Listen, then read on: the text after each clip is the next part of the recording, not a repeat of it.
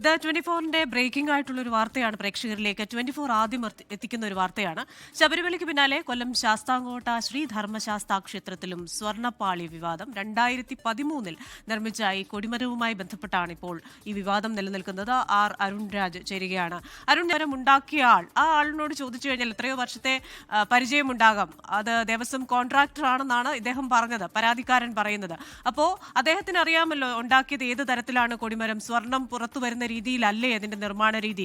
ഇനി പുറമെ ചെമ്പ് ഒക്കെ പിടിപ്പിച്ച ആ രീതിയിൽ ഏതെങ്കിലും തരത്തിലുള്ള നിർമ്മാണമുണ്ടോ? ഇങ്ങനെയുള്ള കാര്യങ്ങളിലൊക്കെ നമുക്ക് കുറച്ചുകൂടി വിവരങ്ങൾ തരാൻ അദ്ദേഹത്തിന് കഴിയുമല്ലോ.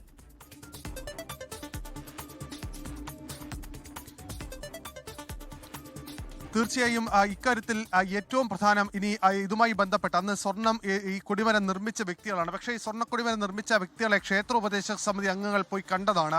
അപ്പോൾ ലഭിച്ച മറുപടി അതൊരു പക്ഷേ നമുക്ക് അവരുമായി ഇപ്പോൾ സംസാരിക്കുമ്പോൾ മനസ്സിലാകും.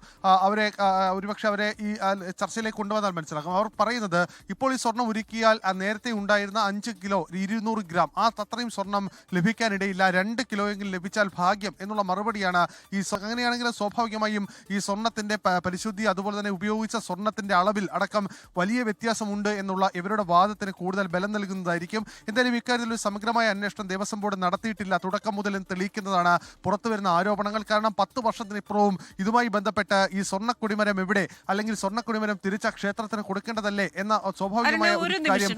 ലോകത്തെവിടെയായാലും ഏത് സമയത്തും 24 വാർത്തകളും ഓഗ്മെന്റഡ് റിയാലിറ്റി പാക്കേജുകളും എക്സ്പ്ലെയിനറുകളും വിശദമായി കാണാൻ ഞങ്ങളുടെ യൂട്യൂബ് ചാനൽ നിങ്ങൾക്ക് സബ്സ്ക്രൈബ് ചെയ്യാം.